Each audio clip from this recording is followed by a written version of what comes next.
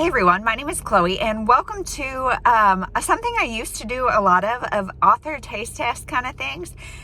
This one is going to be on Alice Feeney because as most of you guys know, Daisy Darker just came out recently and it's been all over everything. BookTube, Instagram, everywhere. Daisy Darker is everywhere and people I feel like have very mixed opinions on Alice Feeney and her writing style, and I have only read one of hers. I read Rock, Paper, Scissors, and I liked it. I gave it 3.5 stars. I loved how twisty and turny it was. And the really thing that I didn't like about it was the ending. It just kind of was like monologue after monologue explaining everything. And it felt just a little much for me. But I really liked that one and how twisty it was. So if you haven't heard of Rock, Paper, Scissors, it is about a husband and wife who, I think it's their 10-year anniversary. So they go to this like Scottish little Airbnb type thing. And he is like a thriller author and he has face blindness. So he does not recognize faces of anybody. He can meet you and then forget your face. And so that's really interesting. And it's going over like letters that she has written him for every year. So, and it's really good and twisty, but the ending wasn't great. But anyway, so that really intrigued me to read more Alice Feeney. So point of this vlog is I am going to read, she's got 4 others that I have not read. So I'm going to start with her first one, which is Sometimes I Lie, and read all the way to Daisy Darker. So the first one is Sometimes I Lie, and I have heard people like love this book, and I've heard people not like it at all. And it's got like a 3.8 on Goodreads. And so I've started it, and I am confused, you guys. It is very confusing because the whole premise is that we've got a very unreliable narrator. So this woman wakes up in a hospital bed, and she's in a coma, but she's aware of everything going on around her. It looks like she's in a coma. She can't move her body. She can't communicate, anything like that. And so she says, like, 2 things I know. My husband had something to do with it, and sometimes I lie. And so we're getting then and now perspectives. And we have 2 then times, actually. We get now as she's in the hospital, then like leading up to, because it starts in the hospital on Boxing Day, which is December 26th. So we go back to like December 19th and we kind of work our way up to this day. And then we also get then of like 1992 or 4 or something when she is a kid.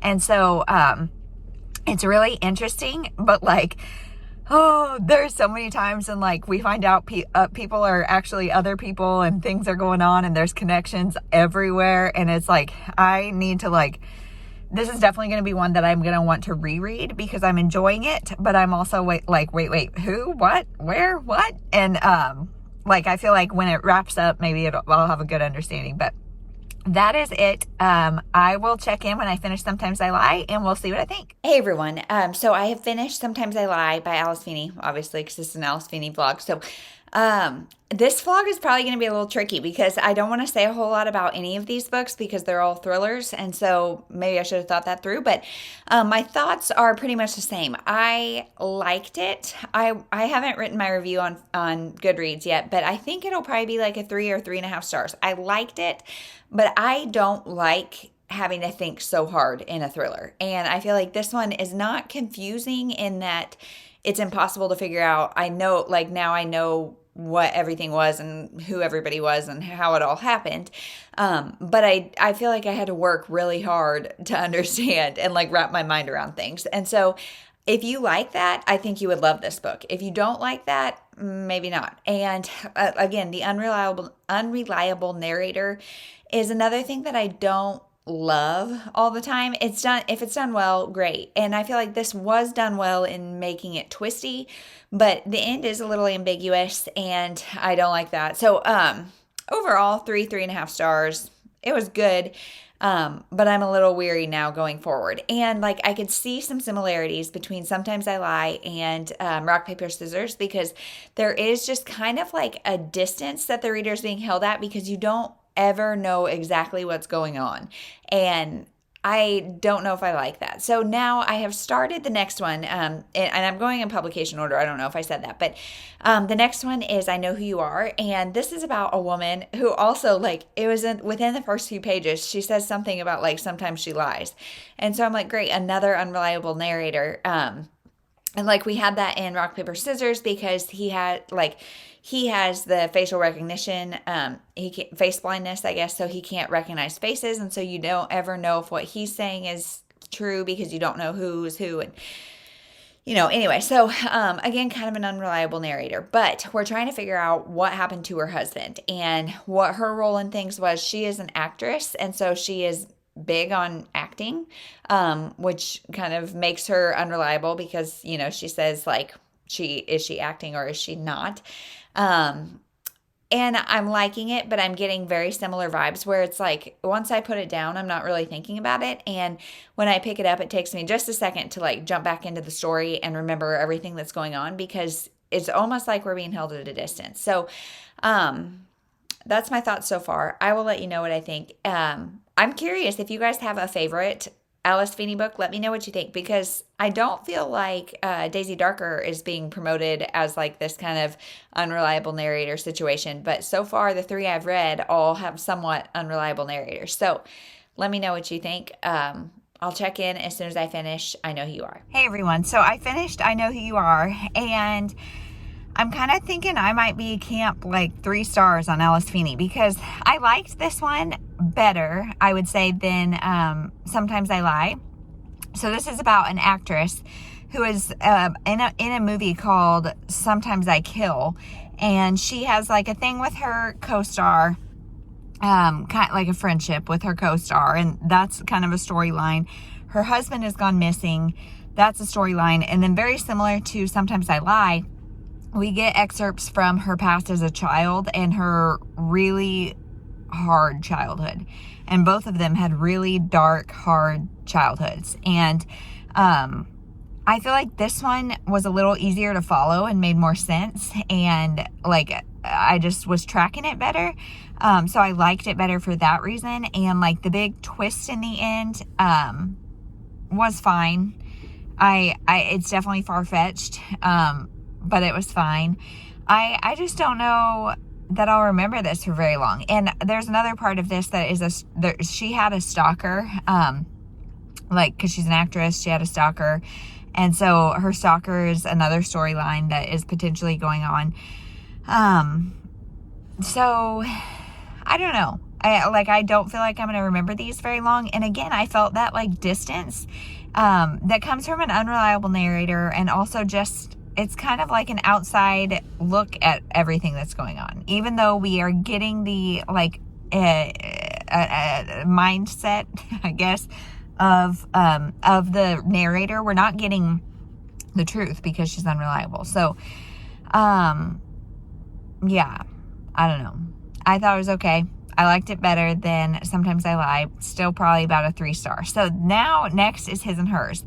And I'm getting nervous, but this one I think has the highest rating so far on Goodreads. And so I don't know anything about it. I have not read the blurbs on any of these, except one of the main lines is like, there's 2 sides to every story, his, hers, and the truth or something. So I think it's that. I just started it, and it's about, we get 2 perspectives. One of a like news anchor who has just been replaced basically. And so she's got kind of like murdery thoughts. And then another is an investigator, I think, a cop of some sort, and a male cop. And so I don't know how it's all going to work out. I don't know what it's about, but we will find out, and I'll let you know what I think. Hey everyone, I just want to get on and update because I am really liking His or Hers. This is definitely my favorite so far. So we still have the 2 storylines going on. They have connected in some ways, and there's a murder investigation going on, and there's also like a 3rd perspective that's like a robotic automated voice. So if you have the chance to listen to this on audio, I don't know what it's like in the physical copy because I don't have it, but it's really cool on audio, and it's definitely creepy. Like last night, it was the middle of the night, and I was like putting away milk and stuff, and I had it playing, and Jeremy was like, what is going on? So it is really cool. So far so good. I just wanted to document in case I get on here and then say another meh, that at least this one is the strongest start. So we'll see. Hey everyone, so I finished His and Hers and I still like it. It is still my favorite by far. It is probably 3.5 stars. So I don't think she's going to be like an auto buy thriller author for me, because there's just parts like, so I'm not going to say a whole lot about the plot of this one because it is a thriller, and I mean, I don't want to give anything away. All of her books are very, very twisty and turny. They all so far have had unreliable narrators. I don't know if that's true of all of them. And I really liked this one because it felt like a pretty tight cast of characters. And then in the second half, it kind of like drizzled out and we got a lot more characters, a lot more like almost overwriting. I don't know. I mean, I don't know if that's the right phrase for what I think, but like it just got a little slower in the second half, and then the whole grand reveal kind of came out of nowhere. And so I really like the audiobook. I would highly, highly recommend the audiobook because the like voiceover parts that you get from the killer are creepy. Like, it's so much so that I finished this book a couple days ago and had to put it down, like had to just stop with thrillers for a minute because I got a nightmare, and like it was just creepy, especially because a lot of the times I'm listening right now are in the middle of the night while I'm pumping. So it was too much for me at night, and not because the content was super scary, but that like voiceover effect definitely adds to the creep factor. So I really enjoyed the book. It was definitely my favorite so far of Alice Feeney's. Again, there's 2 sides to every story: his, hers, and the truth. 3 sides, I guess. And so I liked it. The second half was not as strong as the first half for me, but I've also read reviews that said the opposite. So I would definitely give that one a shot. So I have started now Daisy Darker. And this is her newest release. It just came out at the end of August, I think. And so far, I'm loving this one. So this is about a family who is pretty estranged. They all have big personalities, and they're coming back together on this island for their grandmother's 80th birthday. And then I've heard, like, I'm not that far into it, but that they just start dying. They start dying one at a time. And this island is one that like you cannot get off of it for like 8 hours a day because of the tides. And so they are trapped on this island together. And so obviously the killer is there. Who is it? So it's this family of estranged girls, like sisters, moms, dad, grandma, and then family friend. They're all there. So who is it? I don't know, but I'm definitely intrigued. And so far, our narrator seems to be a reliable narrator. So maybe she's trying her hand at something different. I don't know, but I'm really enjoying this. So I will update when I finish this. And this is my last book for Alice Feeney. Hey everyone. So I have finished Daisy Darker, but I haven't updated in a while because we got released from the NICU. So we actually, Etta and I just left her first outpatient appointment. Today is Wednesday, and she got released on Monday. So it has been chaotic, to say the least, figuring out family life of 5 and dealing with some of her special equipment and things that she has. So it has been a lot, but I finished Daisy Darker maybe Monday or Tuesday. I can't, days all are running together right now, but I loved it. I think this is definitely my favorite Alice Feeney book out of all of them.